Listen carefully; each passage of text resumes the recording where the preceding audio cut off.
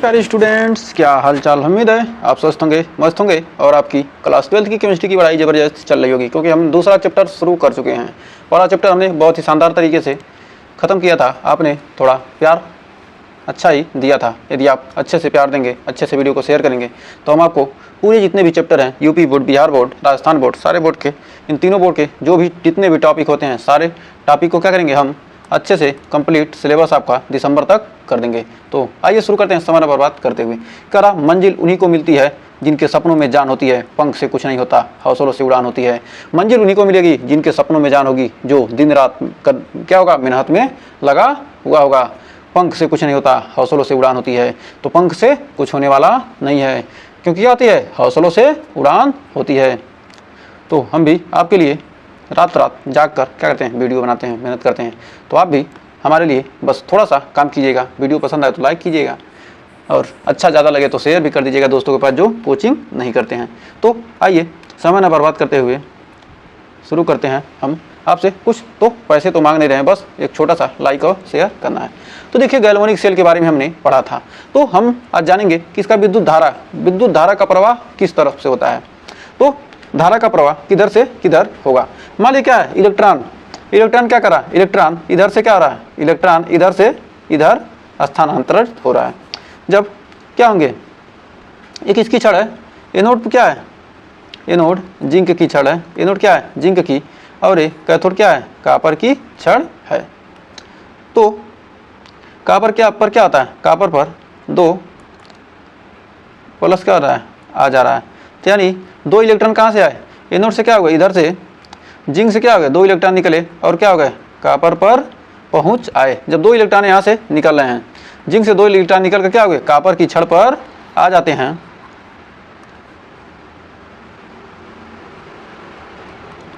Zinc की छड़ से निकलकर कापर की छड़ पर क्या हो गए, 2 इलेक्ट्रॉन आ गए। तो इलेक्ट्रॉन जिधर जाता है, धारा उधर नहीं बहती है, तो किधर बहती है, धारा क्या करती है, यदि इलेक्ट्रॉन इधर जा रहा है तो धारा क्या बहेगी, इधर। इलेक्ट्रॉन इधर गया और धारा क्या होगी, इधर बहेगी। तो इलेक्ट्रॉन का स्थानांतरण इधर हुआ, तो हमारे करंट का स्थानांतरण क्या होगा, करंट का स्थानांतरण इधर होगा। तो विद्युत धारा क्या होगी, इधर से इधर। तो हमें उम्मीद है यहाँ भी आपको कोई बार डाउट नहीं हो। इसमें क्या रखा है, जिंक की छड़ है, तो क्या, जिंक सल्फेट के विलयन में, कापर की छड़ को कापर सल्फेट के विलयन में रखा गया है। ये क्या, एनोड है, एनोड क्या है, एनोड पर निगेटिव चार्ज और कैथोड पर पॉजिटिव चार्ज है। तो एक बार फिर इसको हम देख लेते हैं। विद्युत धारा के इसमें क्या होगा, इलेक्ट्रॉन इधर क्या आएगा, 2 इलेक्ट्रॉन क्या होगा, इधर आया। एक किसकी छड़ है, जिंक की छड़ है, और एक किसकी छड़ है, ये कापर की छड़ है। ऐसे आप फिगर एग्जाम में बनाएंगे, आप कहेंगे ये तो आपने उसका बना कर दिखा दिया कहीं से ढूंढ कर। ये तो हमको समझाना था कि मतलब क्या रहा, करंट का फ्लो हो रहा है। धारा क्या रही, इधर से क्या रही, इधर से धारा इधर बह रही है। तो धारा का प्रवाह आपको मिल गया, इधर से क्या हो रहा है, इधर धारा बह रही है, और यहाँ पर क्या हो रहा है, सर्किट पूरा हो जा रहा है। तो अब क्या किया हमने, इस तरह बना दिया। ये क्या, 2 इलेक्ट्रॉन निकले और क्या होगा, हमारा धारा का प्रवाह क्या इधर होगा, इधर होगा, विद्युत धारा का प्रवाह। विद्युत धारा है क्या है, एक कापर की छड़ है, और इसमें क्या होगा, कापर पर क्या हो गया, 2 प्लस। जब धारा प्रवाहित हो गया क्या होगा, इस पर 2 प्लस आ गया, और जिंक क्या होगा, जिंक उदासीन था तो क्या होगा, 2 इलेक्ट्रॉन निकल गया। क्या, ये कापर की छड़ है, और ये क्या है, ये जिंक सल्फेट का, इसमें क्या है, जिंक सल्फेट का विलयन है, यानी ZnSO4 के विलयन में रखा है। इसको क्या किया गया है, कापर सल्फेट के विलयन में रखा गया है। तो इसमें लवण सेतु होता क्या है, ये जो क्या है, साल्ट ब्रिज, इसी को क्या कहते हैं, साल्ट ब्रिज, BRIDGE। तो लवण सेतु,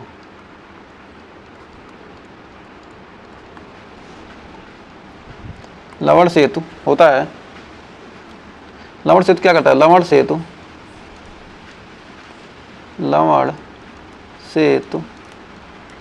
दोनों,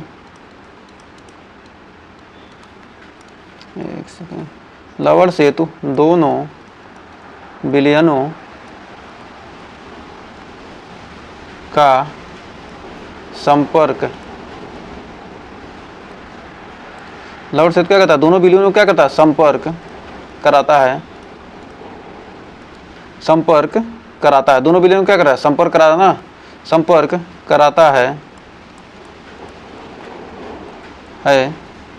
वह दोनों विलयनों को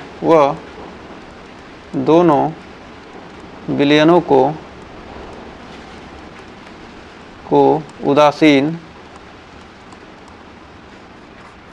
रखता है। तो एनोड पर कौन सी क्रिया होगी, एनोड पर क्रिया होगी क्या, जिंक में से क्या होगा, 2 इलेक्ट्रॉन निकलेगा और क्या बना लेगा, जिंक 2+ बना लेगा। और कैथोड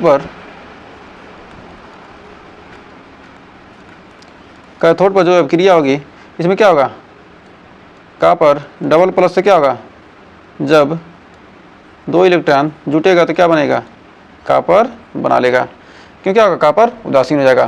तो ये क्रिया क्या होती है, ये निम्न अभिक्रिया होती है।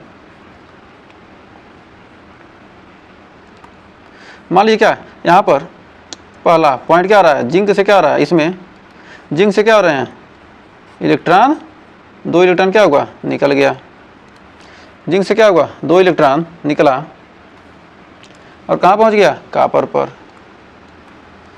और जब 2 इलेक्ट्रॉन क्या हुआ, निकल कर इधर गया तो विद्युत धारा का प्रवाह किधर हुआ, इधर हुआ, विद्युत धारा का प्रवाह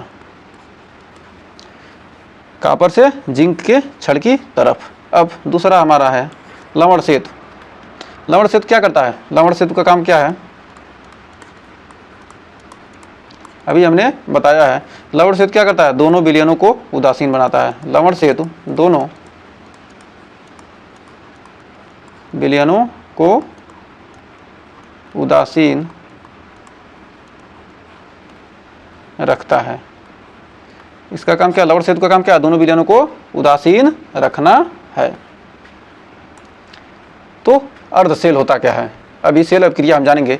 तो अर्ध सेल होता क्या है, तो अर्ध सेल होता है क्या, हाफ सेल कर गैल्वेनिक सेल का आधा भाग अर्ध सेल कहलाता है। जो गैल्वेनिक सेल है उसका आधा भाग क्या कहलाएगा, अर्ध सेल कहलाता है। और इलेक्ट्रोड भी हो क्या कहलाता है, तो गैल्वेनिक सेल का आधा भाग क्या होता है, अर्ध सेल कहलाता है। और इलेक्ट्रोड भी हो क्या होता है, कह रहा है धातु और उसके लवण के विलयन में क्या है, एक धातु, मान लीजिए एक बीकर में क्या, एक धातु रखी हुई है, धातु और उसके लवण के विलयन में क्या किया, ये जिंक की धातु है तो क्या किया, इसमें जिंक सल्फेट के विलयन में रख दिया गया।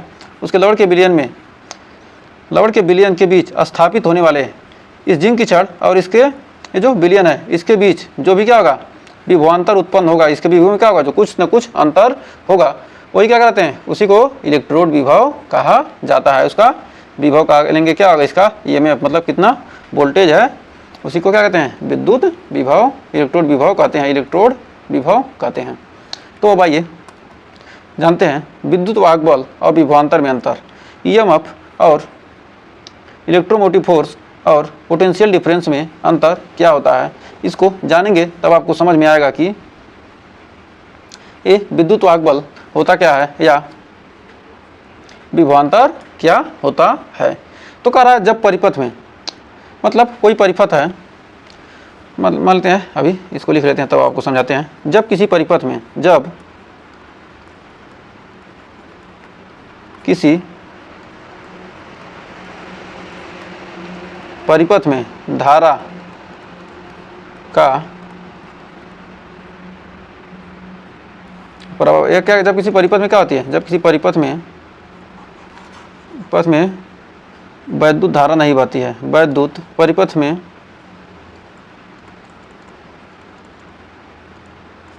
वैद्युत धारा नहीं बहती है, जब किसी परिपथ में क्या है, वैद्युत धारा नहीं बहती है, तब क्या करते हैं, तब सेल की वोल्टेज बहती है, तब सेल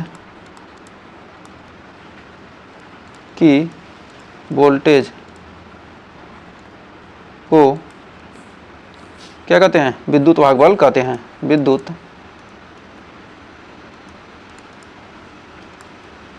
वाहक बल कहते हैं। या दूसरा, इसमें विभवांतर इसे कहेंगे जब परिपथ में, इसका उल्टा, जब परिपथ में विद्युत धारा बहती है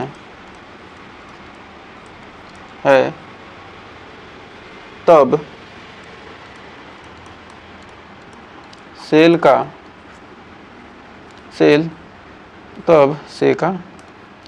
सेल या बैटरी का, सेल या ब्रैकेट में बैटरी, जो भी हो, बैटरी की बहती है तब सेल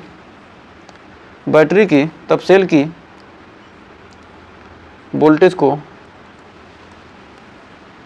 सेल की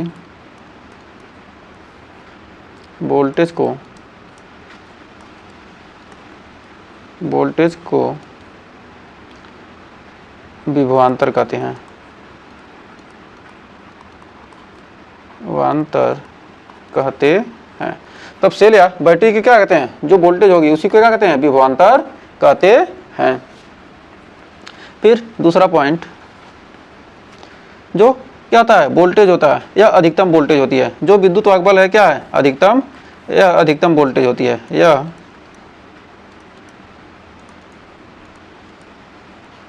अधिकतम वोल्टेज होती है। जो विद्युत वाहक बल है क्या होते हैं, सबसे अधिक होती है, या ईएमएफ से कम वोल्टेज है, या क्या है, या ईएमएफ से कम वोल्टेज है। फिर तीसरा है, इसको पोटेंशियोमीटर के द्वारा मापते हैं। इसको क्या कहते हैं, पोटेंशियो, विभव को क्या कहते हैं, इसको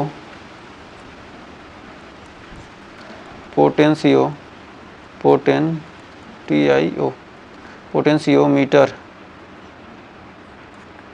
द्वारा मापते हैं। और इसे क्या कहते हैं, इसे वोल्टमीटर द्वारा माप लेते हैं। इसे वोल्ट मीटर द्वारा मापते हैं। क्या करेंगे, विद्युत विभवांतर क्या कहते हैं, वोल्टमीटर से माप सकते हैं, और विद्युत वाहक बल को क्या कर सकते हैं, पोटेंशियोमीटर से मापते हैं। तो उम्मीद है आपको कोई डाउट नहीं बचा होगा। तो अगर इसको समझना चाहते हैं तो मान लीजिए क्या, एक ऐसे परिपथ है, यहाँ पर क्या किया गया, एक बल्ब लगा दिया गया है, और यहाँ क्या किया गया, एक बैटरी से क्या किया गया, इस परिपथ को जोड़ दिया गया है, और यहाँ पर क्या किया गया, एक कुंजी लगा दिया गया है। ये क्या, ये सेल है हमारा, ये क्या है, हमारा सेल है, और ये क्या है, कुंजी, K1 मान लेते हैं। और यहाँ पर भी क्या, इसी प्रकार एक बल्ब यहाँ पर लगा हुआ है, और यहाँ पर क्या, एक सेल लगा हुआ है, यहाँ पर कुंजी लगा है, लेकिन क्या है, ये बंद है। ये स्विच क्या है, यहाँ बंद है। ये क्या है, बैटरी बी, बैटरी लगा हुआ है, और यहाँ पर क्या है, के कुंजी बंद है। ये क्या है, कुंजी।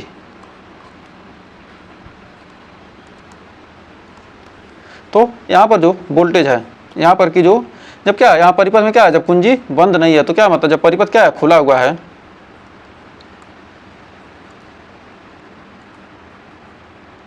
जब ये परिपथ क्या है, खुला हुआ है, तो यहाँ पर जो क्या होगा, जो वोल्टेज होगा,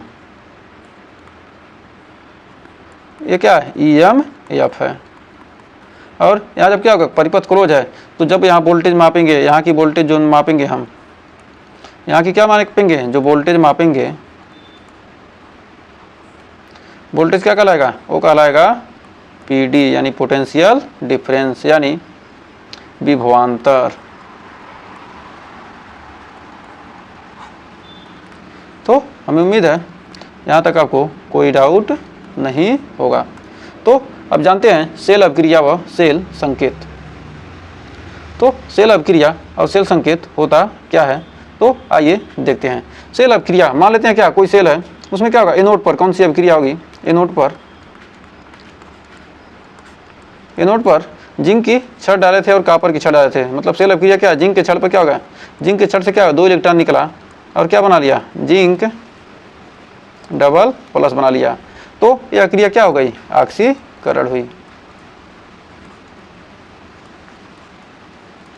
यह क्रिया ऑक्सीकरण हुई।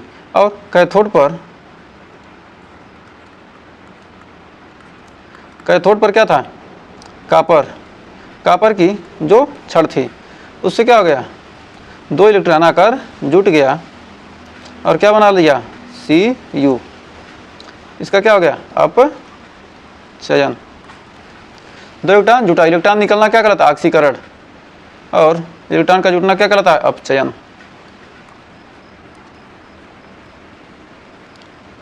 जीरो से क्या होगा, यहाँ पर ऑक्सीकरण संख्या क्या है, 0 है, 0 से क्या हो गया, 2 हो गया, तो क्या हो गया, इसका ऑक्सीकरण 2 था, यहाँ पर 0 हो गया, मतलब घट गया, तो क्या हो गया, अपचयन। तो यहाँ से भी ऐसे भी बता सकते हैं। अब सेल अभिक्रिया यहाँ से लिखेंगे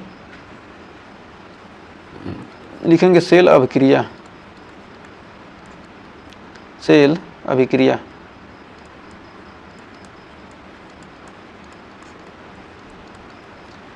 जिंक, यहाँ पर क्या होगा, माइनस प्लस से क्या होगा, इलेक्ट्रॉन कट गया, जिंक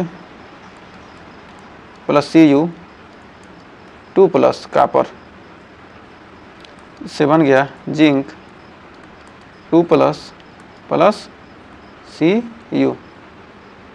ये क्या हो गया, इसी को कहेंगे रेडॉक्स रिएक्शन।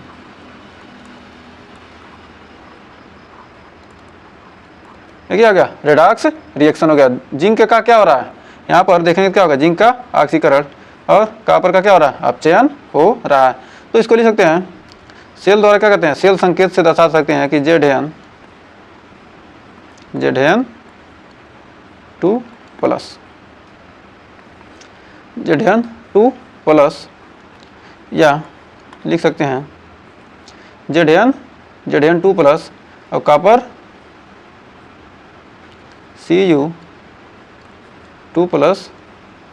क्या हो रहा है, कॉपर में जिंक क्या हुआ, जिंक डबल प्लस में, जिंक क्या हो गया, जिंक डबल प्लस में और कॉपर प्लस में क्या है, पहला की क्रिया क्या होगा, ये इसे क्या कहेंगे, इसे कहेंगे सेल संकेत। यही क्या है हमारा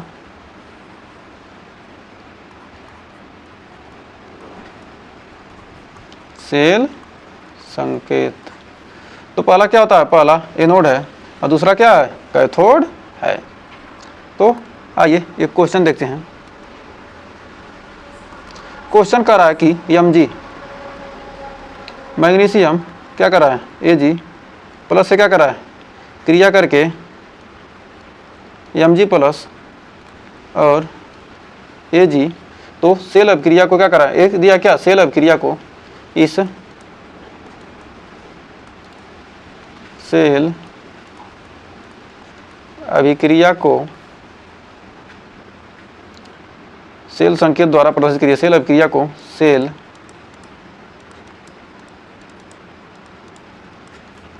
संकेत द्वारा प्रदर्शित कीजिए। इस सेल अभिक्रिया को क्या करना है, सेल संकेत द्वारा हमको क्या करना है, प्रदर्शित करना है। तो आइए इसको कैसे करेंगे, तो इसका उत्तर हमारा हो जाएगा क्या है, सेल संकेत द्वारा क्या है, Mg प्लस में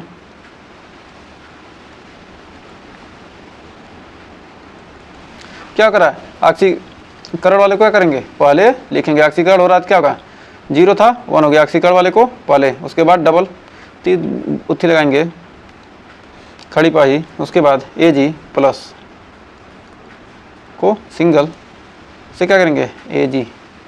ये क्या हो गया, हमारा सेल संकेत हो गया, ये हमारा क्या हो गया, आंसर हो गया। तो उम्मीद है इस क्वेश्चन में आपको कोई डाउट नहीं होगा। तो अब आइए बढ़ते हैं आगे। कह रहा है मानक इलेक्ट्रोड विभव। तो मानक इलेक्ट्रोड विभव होता क्या है, तो आइए जानते हैं। कह रहा है मानक इलेक्ट्रोड विभव, कह रहा है 25 डिग्री सेल्सियस ताप पर 25 डिग्री सेल्सियस ताप पर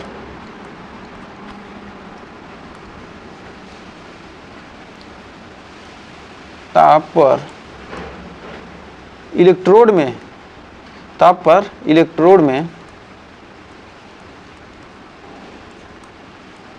25 डिग्री सेल्सियस ताप पर इलेक्ट्रोड में इलेक्ट्रॉन के द्वारा किया गया कार्य, मतलब 25 डिग्री सेंटीग्रेड ताप में क्या है, कोई इलेक्ट्रोड है, उसके द्वारा क्या किया गया, उस इलेक्ट्रोड में क्या इलेक्ट्रॉन के द्वारा जो भी कार्य किया जाएगा उसे क्या कहा जाता है, मानक इलेक्ट्रोड विभव कहते हैं। इसे E0 इलेक्ट्रोड से प्रदर्शित किया जाता है। तो कह रहा 25 डिग्री सेल्सियस ताप पर इलेक्ट्रोड में इलेक्ट्रॉन द्वारा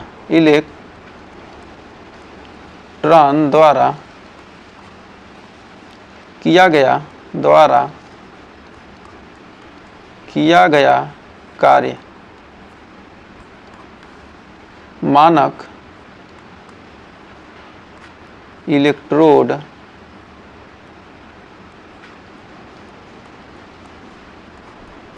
विभव कहलाता है। क्या किया गया, 25 डिग्री सेल्सियस पर क्या किया, एक टेम्परेचर क्या किया, फिक्स कर दिया, उस पर क्या किया, इलेक्ट्रॉन के द्वारा क्या किया गया, इलेक्ट्रोड पर जो कार्य किया जा रहा है वो क्या है, इलेक्ट्रोड विभव कहलाता है। इसको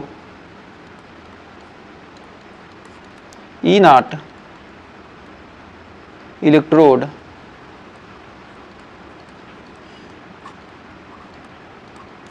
से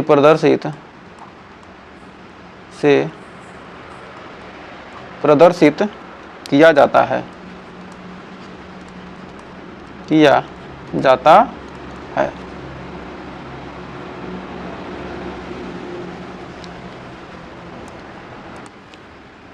तो यहाँ पर देखिए मानक मतलब क्या कर रहा है, मानक का मतलब क्या है, 25 डिग्री सेल्सियस को मानक मान लेते हैं।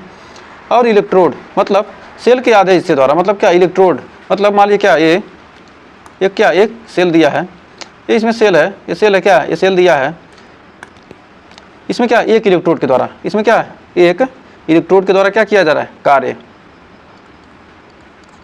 इलेक्ट्रोडों के द्वारा क्या किया जा रहा है, कार्य किया जा रहा है। विभव मतलब क्या है, आवेशित कण, विभव बताता है क्या कि आवेशित कण क्या है, आवेशित कण। जो आवेशित कण होंगे वो क्या होंगे, या तो प्लस होगा या माइनस, इन दोनों में से क्या किया गया, किसी के द्वारा किया गया कार्य।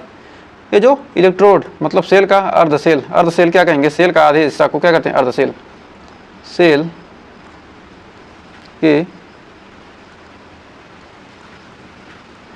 आधे हिस्से को, सेल के आधे हिस्से को क्या कहते हैं, अर्धसेल कहते हैं, को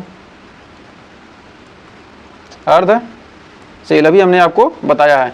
ये क्या है, एनोड और कैथोड, मतलब क्या, एक एनोड है एक कैथोड है यहाँ पर, और क्या यहाँ 25 डिग्री सेल्सियस ताप पर। तो E0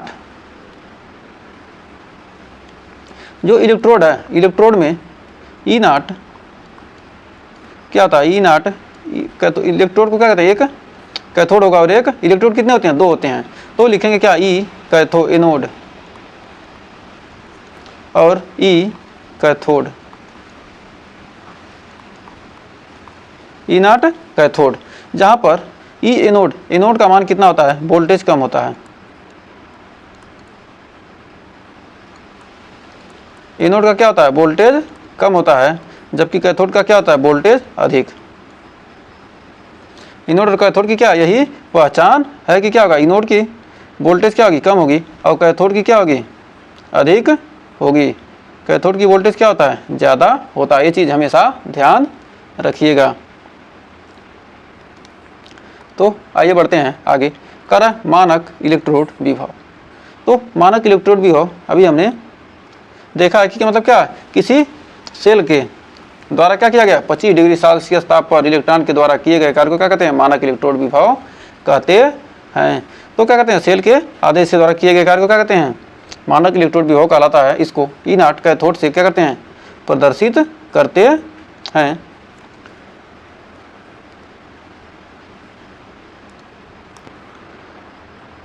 तो आइए आगे देखते हैं। अब आइए देखते हैं विद्युत रासायनिक श्रेणी। तो विद्युत रासायनिक श्रेणी होती क्या है?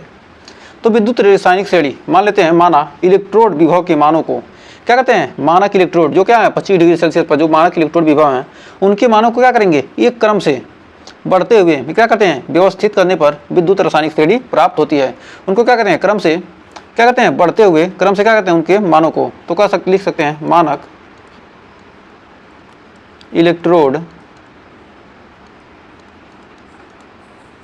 मानक इलेक्ट्रोड विभव के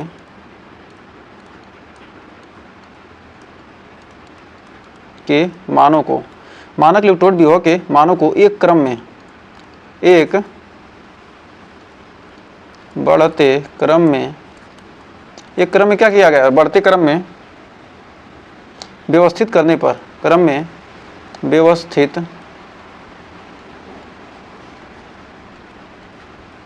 करने पर विद्युत रासायनिक श्रेणी, विद्युत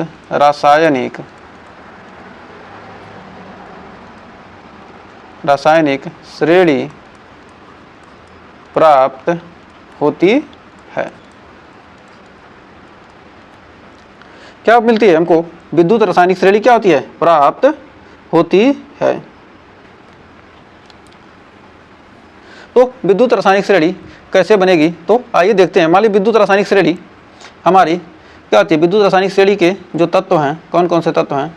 तो आइए उन तत्वों को देखते हैं। सबसे ऊपर क्या है? सबसे ऊपर हमारा है लिथियम, उसके बाद है पोटेशियम, उसके बाद है बेरियम, उसके बाद है स्ट्रांसियम, उसके बाद है कैल्शियम, उसके बाद है सोडियम, उसके बाद है मैग्नीशियम, उसके बाद है एल्युमिनियम, उसके बाद है मैग्नीज, उसके बाद है जिंक, उसके बाद है क्रोमियम, उसके बाद है फेरस, उसके बाद है कैडमियम, उसके बाद है, उसके नीचे है कोबाल्ट, उसके नीचे है निकिल, उसके नीचे है टीन, उसके नीचे है पीबी, लेड, पीडी लिख रहे हैं, पीबी, उसके नीचे है हाइड्रोजन, इसके नीचे है कॉपर, एचजी, उसके बाद है एजी, उसके नीचे है पीटी और एयू। ये क्या है? विद्युत रासायनिक श्रेणी के क्या है? तत्व हैं। इनको क्या किया गया है? बढ़ते क्रम में रखा गया है। यहाँ पर क्या है? हाइड्रोजन तक क्या है? हाइड्रोजन से ऊपर जितने भी हैं क्या है? प्लस हैं और माइनस हैं, और हाइड्रोजन से नीचे क्या है? सभी प्लस में हैं। तो इसको याद करने के लिए लिथियम को क्या लिखेंगे? हिंदी में लिखेंगे ली क, पोटेशियम को क, बेरियम को बा, एसआर को सर, का, सरकाना, लिकबा सरकाना, मैग्नीशियम को मैं, एल्युमिनियम को ल, अल, एल्युमिनियम को क्या कहेंगे? अल, एल्युमिनियम को पढ़ेंगे अल, इसको पढ़ेंगे मन, इसको पढ़ेंगे जन, जिंक को कर, सीआर को कर, एफी को फे, सीडी को क,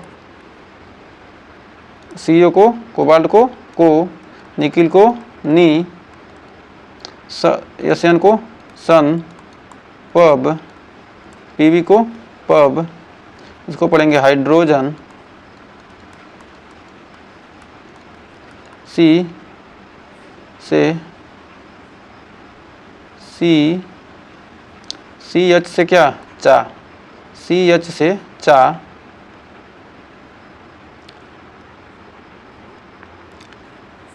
प्लेटी, सी एच से C H A, C H A से क्या है? चा, C H A ji, C H A से क्या हो जाएगा? चा,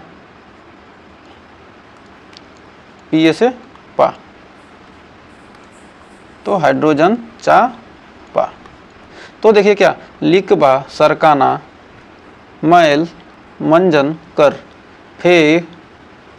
फेक कोनी सनपब हाइड्रोजन चापा। तो ये याद करने का हमारा एक छोटा सा ट्रिक था। अगर ये ट्रिक अच्छा लगा तो वीडियो को जल्दी से लाइक कर दीजिए। तो हमने आपको समझाने की थोड़ी सी कोशिश की थी, जिससे क्या आपको विद्युत रासायनिक श्रेणी के तत्व आपको याद हो जाए, कि पता चले कि क्या इसके तो मान तो आप याद नहीं कर सकते, लेकिन क्या ये तो जानेंगे कि मतलब क्या कौन ऊपर है और कौन नीचे है। तो यहाँ तक उम्मीद है आपको कोई डाउट नहीं होगा और आपको पता चला गया होगा कि कौन ऊपर है और कौन नीचे है, कौन सा तत्व क्या है ऊपर है और कौन सा तत्व नीचे है। तो इनके बारे में आपको थोड़ा अंदाज़ा तो लग ही गया होगा कि विद्युत रासायनिक श्रेणी के क्या हैं ये सभी तत्व हैं। तो एक सेकंड,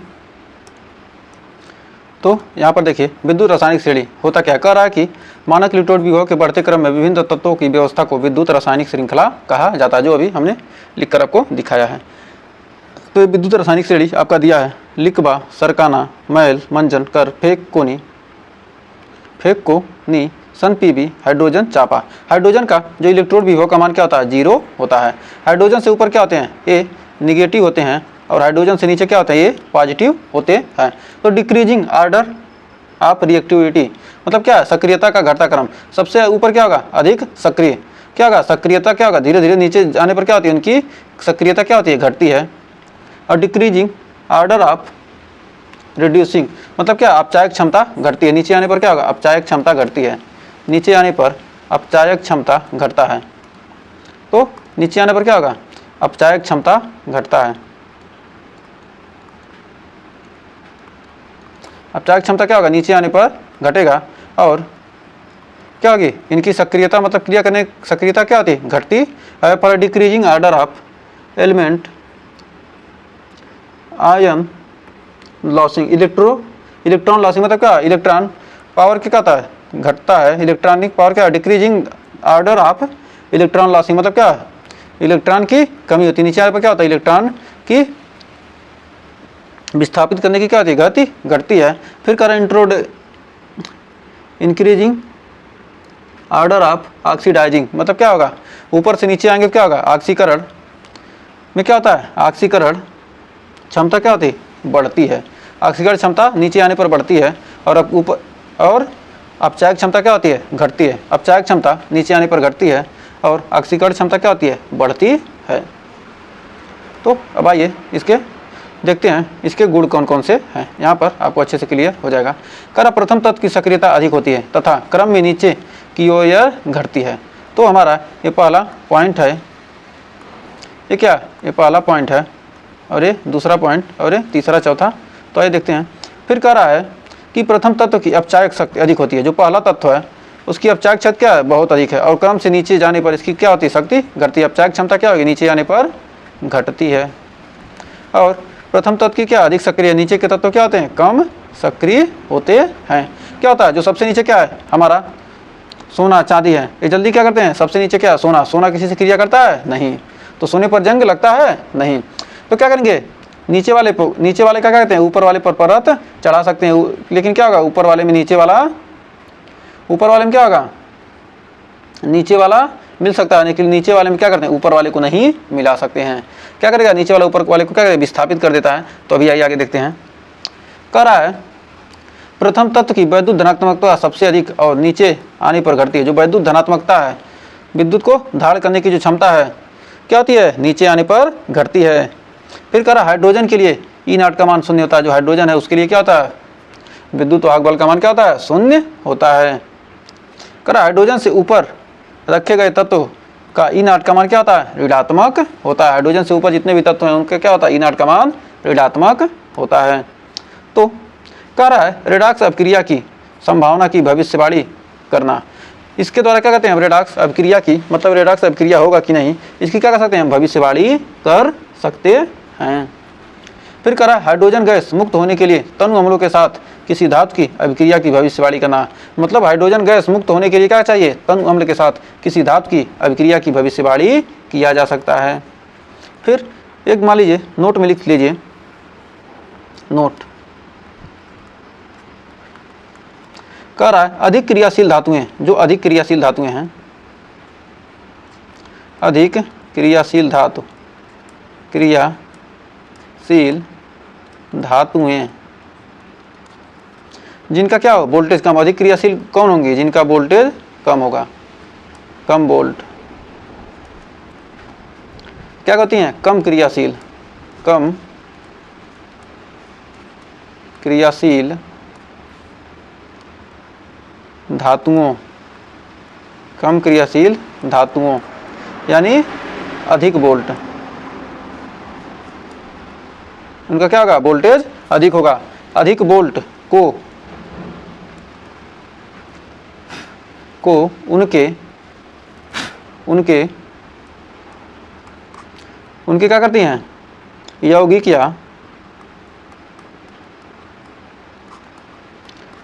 या लवण के विलयन, लवण के विलयन में, विलयन से क्या करती हैं, विस्थापित करती हैं, विलयन से प्रतिस्थापित कर देते हैं, उनके क्या करेंगे, लवण विलयन से क्या करेंगे, उनको प्रतिस्थापित कर देते हैं।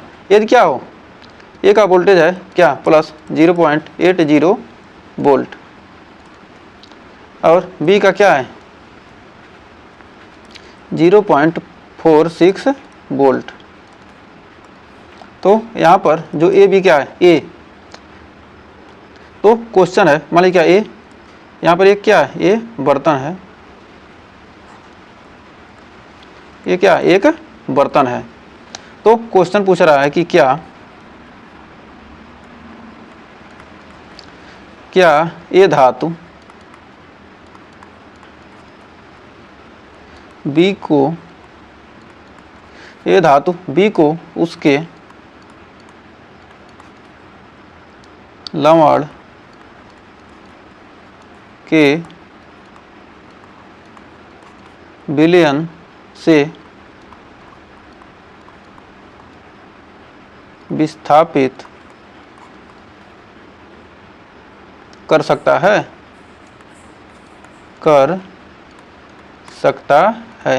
ये जो है क्या करेगा, बी को विस्थापित कर सकता है, क्योंकि क्या है, ये वाला क्या है, वोल्टेज, ए का वोल्टेज क्या है, अधिक है।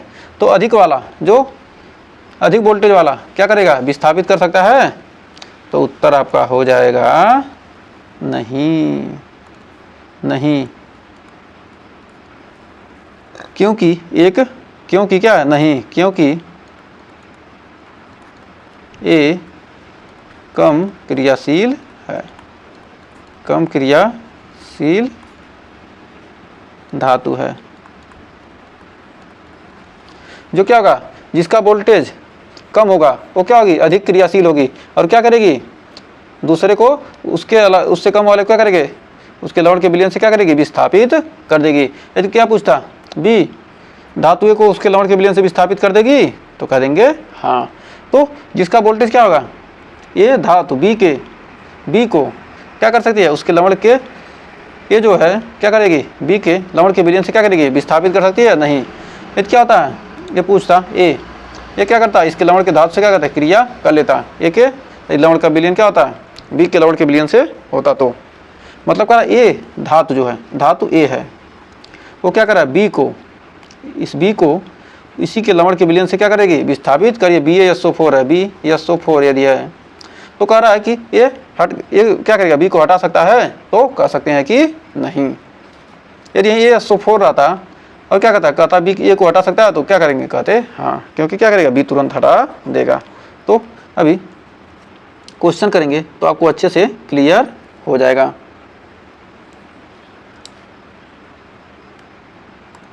तो कह रहा है क्या जिंक के बर्तन में कॉपर सल्फेट विलयन को रखा जा सकता है, क्या जिंक के बर्तन में कॉपर सल्फेट के विलयन को रखा जा सकता है।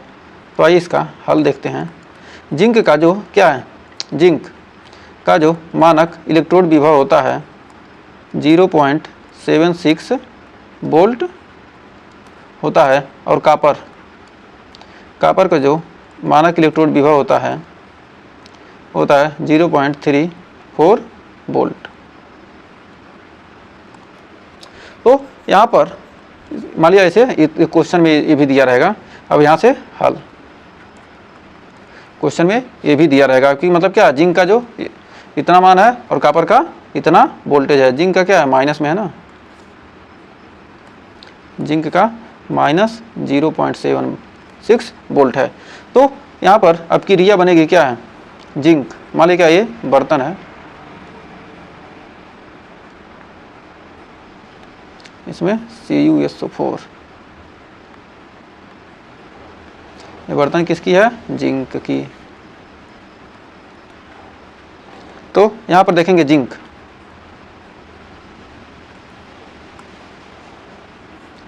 जिंक को क्या करते हैं हम, कॉपर सल्फेट से फोर्स से क्रिया कराएंगे। तो क्रिया कराएंगे तो क्या बनेगा, जिंक सल्फेट प्लस Cu। तो नहीं, जिंक की क्रियाशीलता क्या है, नहीं, क्योंकि जिंक की जो क्रियाशीलता है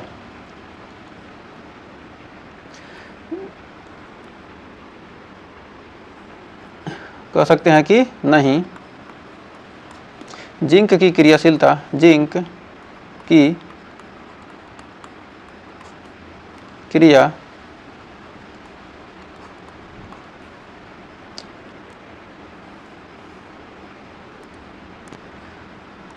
क्या कर सकते हैं नहीं, इसका आंसर क्या होगा, नहीं। जिंक की क्रियाशीलता क्या है, जिंक की क्रियाशीलता कॉपर से अधिक है।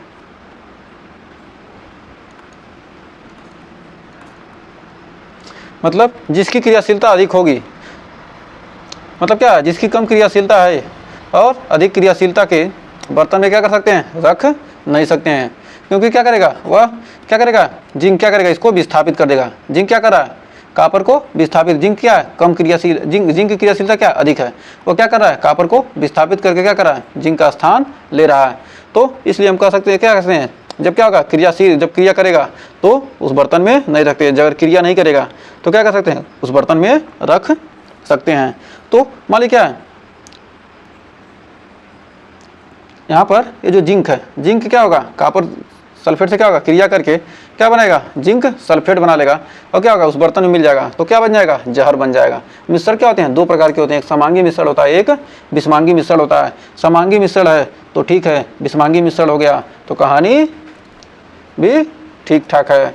क्योंकि क्या होगा, समांगी मिश्रण, जहर क्या करते हैं, मान लीजिए एल्कोहल में पानी मिलाते हैं या चीनी में पानी मिलाते हैं, तो ये दोनों भी क्या है, मिश्रण है। लेकिन एल्कोहल क्या करेगा, आपको नशा देगा। लेकिन क्या है, ये क्या हो गया, विषमांगी मिश्रण की तरफ चला गया। और जो हमारा पानी, दूध में पानी मिलाते हैं तो क्या है, वो नुकसान ज़्यादा नहीं करेगा। लेकिन एल्कोहल में पानी मिला कर उसको पियेंगे तो वो तो दोनों क्या है, अलग अलग मिश्रण हैं। तो अलग अलग क्या है, काम होता है। मतलब क्या है, यहाँ पर क्रियाशील धातु है, क्या कर रहा है, जिंक को क्या करते हैं, जिंक के बर्तन में कॉपर सल्फेट विलयन को नहीं रख सकते। क्योंकि क्या है, जो जिंक की क्रियाशीलता है क्या है, अधिक है। जिसका वोल्टेज कम वोल्टेज अधिक क्रियाशील, और अधिक वोल्टेज कम क्रियाशील। तो आइए एक क्वेश्चन और देख रहे हैं। कर ए बी व सी, ए बी व सी के मानक इलेक्ट्रोड विभव क्रमशः 0.34 माइनस 0.74 और 0.81 वोल्ट है, तो निम्नलिखित का उत्तर दीजिए। कर किसकी अपचायक क्षमता सबसे अधिक होगी। तो किसकी अपचायक क्षमता, अपचायक क्षमता कह रहा है सबसे अधिक होगी। जो सबसे ऊपर, हमने क्या पढ़ा है, जो सबसे ऊपर की धातुएं हैं उनकी अपचायक क्षमता क्या है, सबसे अधिक है। नीचे आने पर क्या है, अपचायक क्षमता घट रही है। यही तो हमने पढ़ा है ना, ये हमारा कह रहा है कि धनात्मकता ये हो गया। कह रहा प्रथम तत्व की अपचायक शक्ति अधिक होती है और क्रम से नीचे जाने पर इसकी शक्ति नीचे आने पर क्या होगी, घटेगी।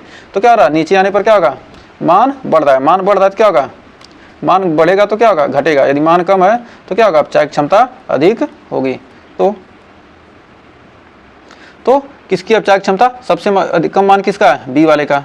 तो क्या होगा, बी की। तो आंसर हो जाएगा बी, आंसर बी हो जाएगा -0.74 वोल्ट वाले का। फिर कह रहा है क्या ए बी को उसके विलयन से विस्थापित कर सकता है। क्या ए जो ए है बी को, जो ए है बी के विलयन से विस्थापित कर सकता है। ए बी के विलयन से क्या करता है, बी को क्या करेगा, विलयन से विस्थापित कर सकता है, नहीं कर सकता, क्योंकि क्या है, बी की क्रियाशीलता बहुत अधिक है। तो कह सकते हैं उत्तर हो जाएगा नहीं। नहीं, ए बी को उसके विलयन से, उसके विलयन से विस्थापित, विलयन से विस्थापित नहीं कर सकता है, कर सकता है, विलयन से विस्थापित नहीं कर सकता, क्योंकि क्या है, ये कह रहा क्या है, ये उसको विलयन के विस्थापित, एक ही क्रियाशीलता जब क्या है, कम है, तो सीधे करेंगे क्या, विस्थापित नहीं कर सकता है। जिससे कहे क्या ए, तो देखेंगे अगले का क्या है, यदि अधिक है तो क्या करेंगे, करेंगे नहीं सकता है, क्योंकि ए की क्रियाशीलता क्या है, कम है, क्योंकि ए की क्या है, क्रियाशीलता कम है। जब ए की क्रियाशीलता है कम है तो क्या करेंगे, ये क्या है, कम क्रियाशील धातु कह सकते हैं कि क्योंकि ए की क्रियाशीलता क्या है, कम, या क्योंकि ए कम क्रियाशील धातु है, क्योंकि ए लिख सकते हैं इसको, क्योंकि ए कम क्रियाशील धातु है, क्रियाशील धातु है, क्योंकि ये क्या है, कम क्रियाशील धातु है। तो हमें उम्मीद है यहाँ तक आपको अच्छे से क्लियर हो गया होगा और सारे क्वेश्चन आपको अच्छे से क्लियर हो गए होंगे। तो कह रहा है अगला हमारा एक होमवर्क है, कह रहा क्या कॉपर के बर्तन में जिंक सल्फेट विलयन को रखा जा सकता है। हाँ आंसर होगा कि नहीं होगा। तो हाँ होगा तो क्यों होगा, नहीं होगा तो क्यों नहीं होगा। इसका आप आंसर क्या कीजिएंगे, कमेंट बॉक्स में ज़रूर से लिखिएगा। और एक क्वेश्चन और लिख लीजिए, दिया यदि क्या क्वेश्चन दिया ए बराबर दिया है यदि 0.71 वोल्ट और बी बराबर दिया है 0.82 वोल्ट, तो इसमें से ई नॉट एनोड हमने बताया है कि ई इलेक्ट्रोड में क्या बताया है, कौन ए और बी के क्या हो, जो कम वोल्टेज होगा या कम वोल्टेज को या तो इलेक्ट्रोड कहेंगे या क्या कहेंगे, या तो ई नॉट एनोड कहेंगे या ई नॉट कैथोड कहेंगे। तो जो कम वोल्टेज है इसमें से कम या अधिक दोनों में से क्या, दोनों में से कौन सा ई नॉट एनोड होगा।